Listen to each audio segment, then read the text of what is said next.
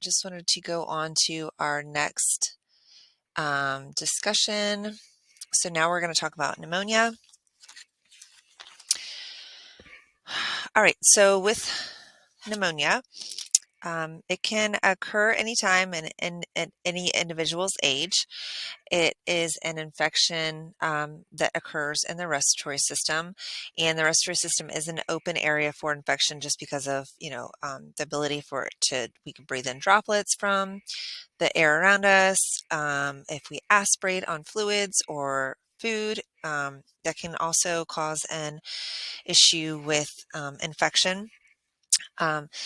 There's some reasonings behind that. So disorders affecting the lower respiratory system can affect the ability to ventilate. So if a patient's not going to be able to breathe in adequately or can't perfuse because they're not able to properly ventilate, it can affect their respiratory rate. So they're not going to take in as deep of breaths. So they may have tachypnea because they're breathing faster to try to get in the oxygen.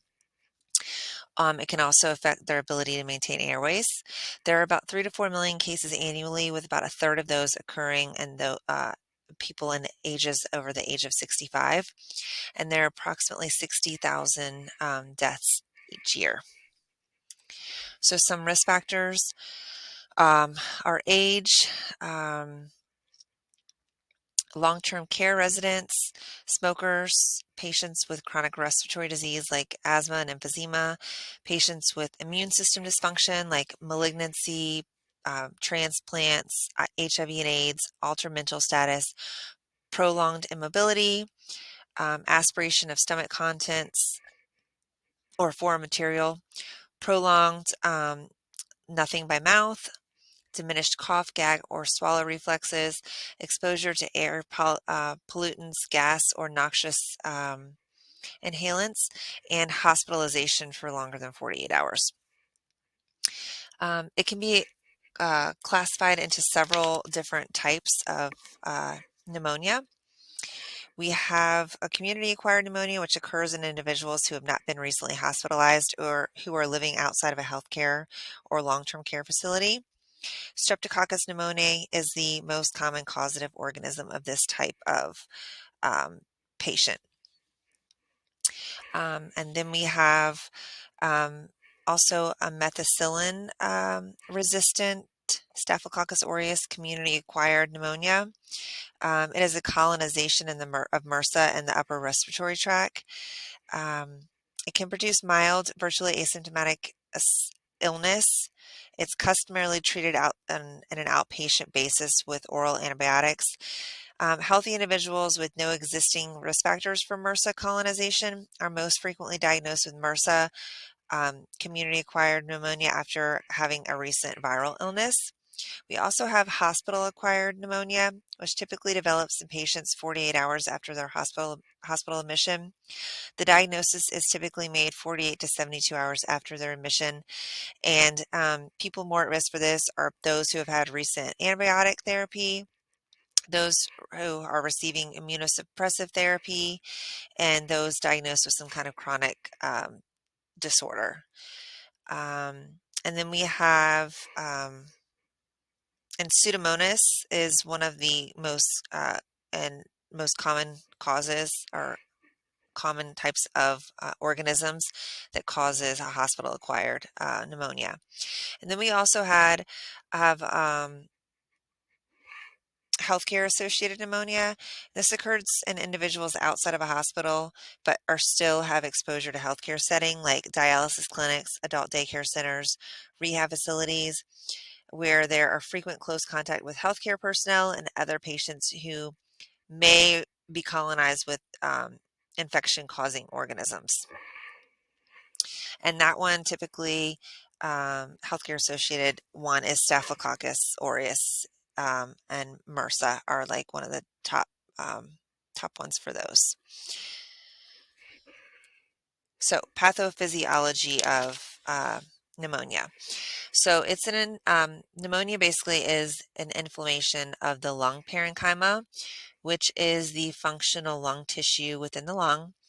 It can occur from either a bacterial, viral, or fungal infection. Organisms enter the respiratory tract through inhalation of infected droplets or aspiration from the oropharynx. So if somebody aspirates on fluid or vomit or food, they then invade the protective mechanisms of the respiratory tract and initiate the inflammatory process.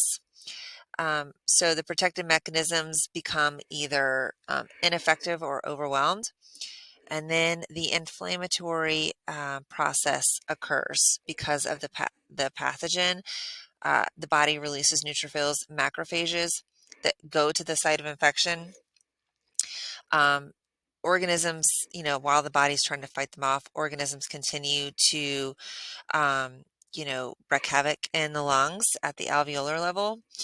And as the inflammatory response unfolds, because histamines are released as white blood cells, all of these things are, going to fight it. So the body is in this over inflammatory response.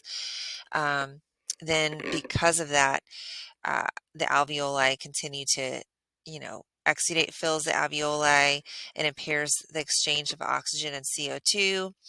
Then a ventilation and perfusion mismatch results because it's not getting adequate blood flow. So when an area is being ventilated, so they're able to ventilate, but it's not being perfused, so the blood is then not being oxygenated appropriately within the lungs. They're going to have inadequate blood flow to the alveolars because it can't get into the units because it's filled with fluid. The organisms can localize in one or more lobes within the lung, either lobar or multilobar pneumonia, and it's spread throughout the lung, resulting in diffuse location of organisms. Bacteria causing the pneumococcal pneumonia can gain access to the bloodstream. This is a big issue for patients getting septic in their blood, septicemia, or resulting in septic shock. So because that infection gets in their bloodstream, these patients are at higher risk for that.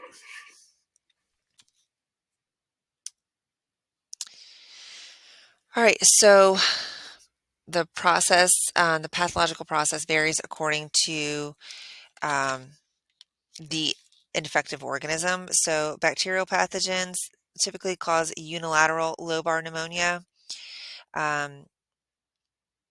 And then viruses, typically what you'll see on the x-ray is scattered patchy on the x-ray where it's kind of scattered patchy opacities. And then aspiration pneumonia is like either aspiration of food, vomit, things like that causes a chemical injury, and then the inflammatory response happens. And once that inflammatory response happens, it weakens your immune system, and the patients are then open to a bacterial invasion of any kind of bacterium to occur within the body. So we have primary atypical pneumonia. Presentation and course is different from those of other bacterial pneumonias. It can be, again, patchy inflammatory changes in the alveolar septum, interstitial tissues of the tongue. It can be highly contagious. It's also known as walking pneumonia. And then we have viral pneumonia, which can be caused from organisms like the influenza adenovirus, and it can be a typically milder disease. So it's better to have a viral pneumonia than a bacterial pneumonia. So some signs and symptoms that we will see, and going back up to this, bacterial pneumonia is much more, again, contagious versus viral pneumonia. So some signs and symptoms vary from mild to severe. So typically fever, tachypnea, dyspnea, tachycardia, chills, cough, maybe either productive or non-productive. Pleuritic chest pain, that's a big thing. Pleuritic, knowing the chest pain only happens when they cough or take a deep breath. So that is what pleuritic chest pain is. It's not constant chest pain, so it's not cardiac. It's when they cough or take a deep breath. Fatigue, myalgia, then some more severe signs and symptoms include purulent or blood-streaked sputum, hypotension, and dysrhythmias. All right, so some clinical manifestations and predictors of mortality. So these, if the patients are, you see these kinds of things, they are more of a predictor that the patient's gonna possibly not make it out of uh, these, out of having pneumonia, maybe go into sepsis.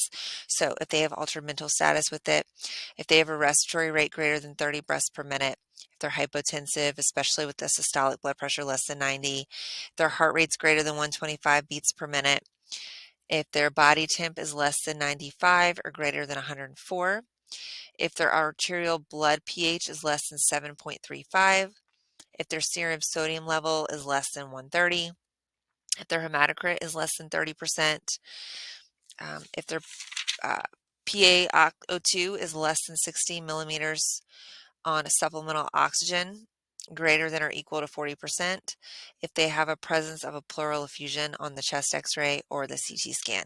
So these are all things saying that these patients may not do as well. So how do we diagnose? Based on labs and imaging, they'll have elevated white blood cells. Their elevated C-reactive protein, which is the inflammatory marker within the body. Their ABGs will either show respiratory alkalosis due to the tachypnea because they're have fluid in their lungs or they're not able to take in enough breaths, they breathe faster, so they're retaining the CO2, and then that progresses to respiratory acidosis. Sputum cultures are also done to see what type of bacterium, so they can treat it with the correct antibiotic. Chest x-rays are done and chest CTs, which can show the consolidation or that solidification of lung tissue. So this is what a CT looks like. And that's showing all these little patches right here. That's basically areas where the lung tissue is just not getting perfused and not getting blood supply. It's filled with fluids. So treatment is going to depend on the type of pneumonia they have. If they had an early enough diagnosis and how healthy the individual is. Severe cases require hospitalization and supportive care. It can result in hypoxia administration. Pneumonia may result in hypoxia, so we need to administer oxygen as one of the first preventative steps. We need to make sure that they have adequate hydration to support their cardiovascular status and assist in thinning the secretions in their lungs.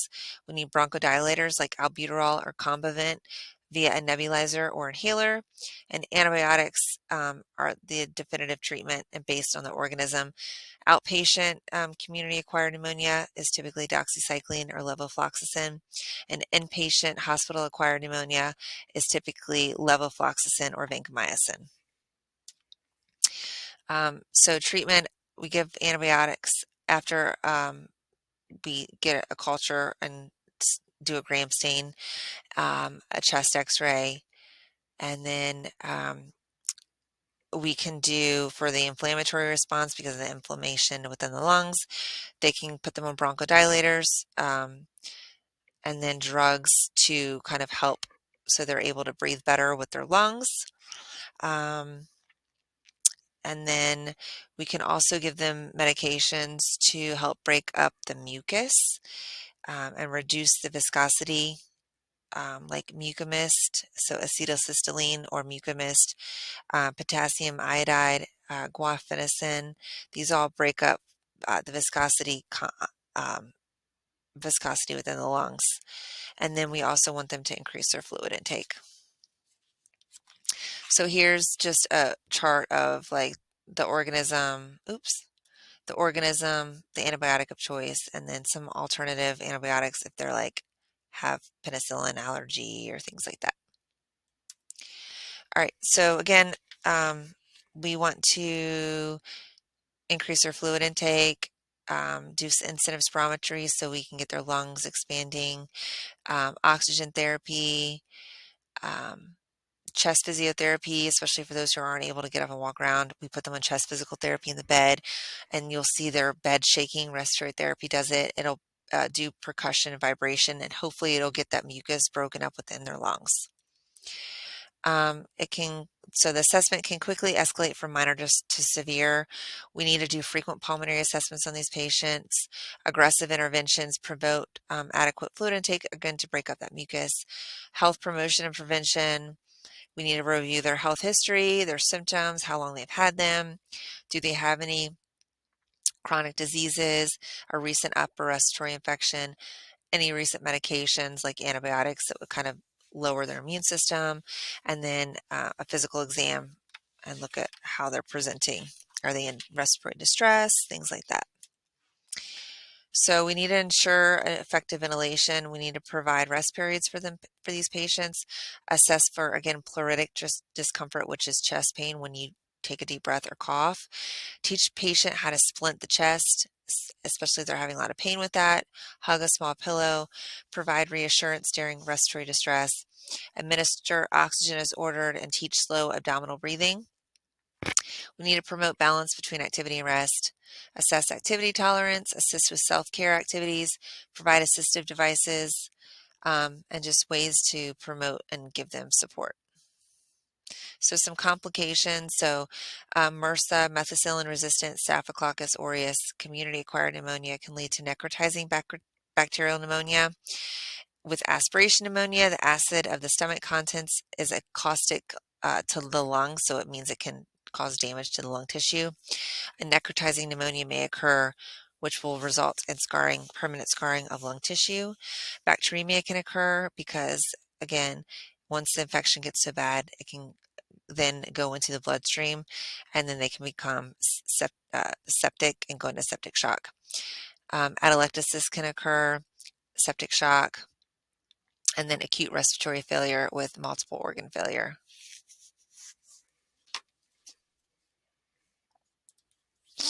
All right, so next we're going to talk about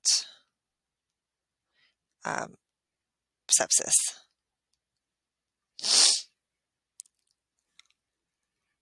Oh, and I wanted to go back to this too.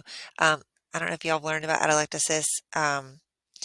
So it's a complete or partial collapse of the lung or a section lobe of the lung. So, so basically what happens, the mucus plugs the airway and it obstructs the airway, and then it can lead to the atelectasis to occur. We can, we try to get the airway, try to get rid of as much mucus that's blocking the airways as possible. They can do bronchoscopies to remove that so that it can help to get rid of and break up the atelectasis within the lungs. So what happens within the lung sacs, the alveoli, which are the lung sacs themselves, can't inflate properly, which means the blood and tissues and organs may not oxygenate. So it can cause, it's a common thing that can happen when you have pneumonia. All right, so sepsis. So sepsis can begin from something called a systemic inflammatory response syndrome, or SIRS. It's an exaggerated defense response from your body when there is a harmful stressor like an infection. It can cause severe inflammation throughout your body, which can then lead to organ failure. So that is kind of one of the first things that happens is a preemptive thing to happen before somebody becomes septic. And then sepsis is when the source of the SIRS is an infection. Okay, so they have SIRS, and then if the cause of the SIRS is infection, the patient is classified as sepsis. It is defined as a life-threatening organ dysfunction caused by a deregulated host response to an infection. About 1.7 million adults develop sepsis, and about 270,000 die as a result each year. And it's increasing in cause. I know we talked about the antibiotic issues. It's also increased because of the use of invasive procedures, use of chemo and immunosuppressive drugs, and also patients' increased resistance to antibiotics. So as things go along, patients, are using antibiotics so more frequently for all different kinds of infections that their body just becomes like used to it, and they just have a resistance to it. So here is what SIRS starts out at. So SIRS is again an inflammatory response to some kind of stressor within the body. Um, so a temp of either greater than 100.4 or less than 96.8, a respiratory rate of greater than 20, a heart rate greater than 90, a white blood cell count either greater than 12,000 or less than 4,000, or their pulmonary CO2 levels less than 32 is all classifications of SIRS. So how you become septic classification is any of these plus a confirmed infection. So that's how they diagnose patients as having sepsis. Severe sepsis is sepsis. So they have this plus signs of end organ damage. Their hypotension is when they're actually in severe sepsis. So here you don't have low blood pressure. So once they start to become hypotensive, that's when they are having severe sepsis and their lactate levels greater than 4. And then septic shock is, which you'll learn more about these in level 4, but they have severe sepsis with persistent signs of end organ damage, hypotension, and their lactate is greater than 4. So we'll talk about all of these things kind of throughout this. And then again, we're just going to be talking about sepsis, and you're going to go into septic shock and things later on in level 4. All right, so the patho of sepsis. So it occurs when there is some kind of invasion of the body, and the body's immune response is like, whoa, what's this? So again, they already have some kind of inflammatory response because of either an infection, a surgery, acute inflammation, ischemia, or cancer. So they already have that. But then when that is caused by a infection, this is what happens. So macrophages and neutrophils again swarm to the area, like try to fight off the infection, which then is going to inhibit the pro-inflammatory cytokines. They are activated, which then activates proteins. So this whole system of trying to break down this organism occurs within the body. So once those proteins are activated, they are then immobilized and they go to break down the pathogen or attempt to break down the pathogen. Because of that, the body is in this horrible state of just like inflammatory response and stressing itself out. So because of that, their body activates the coagulation. The activation of the coagulation system occurs within the body. This produces a fibrin mesh to help to localize that invading organism because they're trying to have it so it does not, um, if it's already in the blood, it's trying to block it off so it does not go spread into all of the bloodstream, right? So it localizes the invading organism or tries to by producing this fibrin mesh, which then dilates the vessels, increasing the capillary permeability. So it dilates the blood vessels around. It tries to then let immune cells come in. It can, if this is like a skin infection, it can cause redness or warmth and edema. The sepsis occurs when the inflammatory response is no longer localized. So this doesn't happen anymore. This didn't work. This localizing didn't stop it. And now the body's whole body is kind of becoming into this response system. The pro-inflammatory cytokines overpower the body, resulting in excessive systemic inflammation and passive peripheral vasodilation. So all of the blood vessels are them now. They're vasodilating, and as the inflammation is activated, um, enhanced coagulation occurs. And then this fibrin that was they tried to just localize with the invading organism now is widespread, and the fibrin are depositing excessive amount of clotting because it was trying to, clot off and try to do this one organism. It's now been not able to do that. So now this clotting can impair blood flow to all organs within the body. So, like your kidneys, your bowels, things that your body will shut down first, again, to preserve blood flow to your heart and your brain. all of the other areas are going to start to shut down to perfuse your main organs in your body that are used to survive, like your heart and your brain.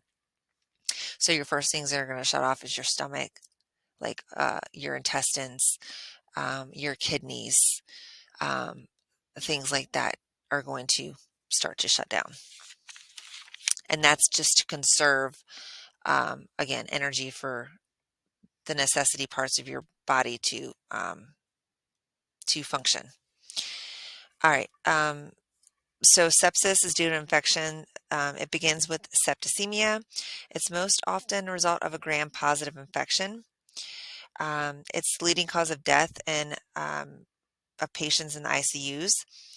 About 70% of patients who are diagnosed with this have some kind of comorbidity, and are typically over the age of 65. So septic, again, it starts with septicemia. Bacteremia occurs first with the presence of bacteria, and then toxins in the bloodstream occur, which then becomes septicemia, which is now the blood is now all of the blood is infused with the infection now. So some portals of entry that are highest risk are like a UTI, patients with pneumonia, or sometimes the flu or some kind of viral infection. Patients with GI symptoms like diverticulitis can be problematic, integumentary like cellulitis, and then female reproductive systems like the ovaries and uterus. And then clients with sepsis are very ill. They do require attentive monitoring and rapid intervention. And so we're talking about with females and the reproductive system. So like if patients have like tampon use and forget they have a tampon in, that can cause toxic shock syndrome. STIs, so sexually transmitted infections, abortions, vaginal infections. So all of those can stem from um, and create a septic environment for these patients.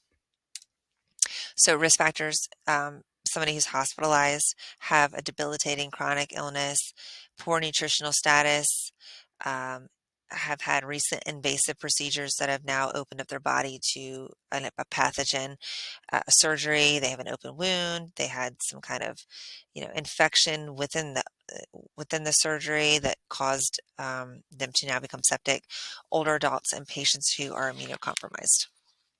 So we need to watch for early signs of sepsis. Immunization against organisms that cause pneumonia are a good way to prevent. Infections from catheter and IV use are a major cause, so that's why we are so stringent on cleaning IV sites, cleaning PICC lines before we use them, cleaning things with alcohol, making sure we properly are doing sterile procedures the right way, using aseptic technique, making sure our hands are clean. We want to prevent patients from getting septic. So some signs and symptoms, fever or hypothermia, tachycardia, tachypnea, peripheral vasodilation, um, mental status changes. So they're going to be, um, they're not alert anymore. Um, and then septic shock symptoms are severe hypotension, tachycardia, and then again, I said mental status changes. Some lab results, they're going to have abnormal CBCs, clotting factors will be elevated, and then their liver enzymes may be elevated as well.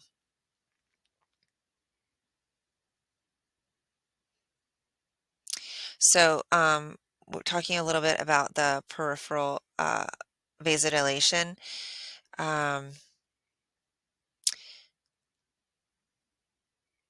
They are agents that act on the most distal parts of the vascular system, like the arterioles and the venules, which are little parts of the arteries and the veins.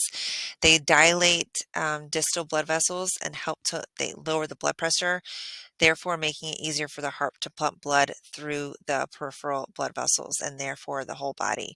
So that's one of the reasons why their patients with this will become hypotensive. Okay.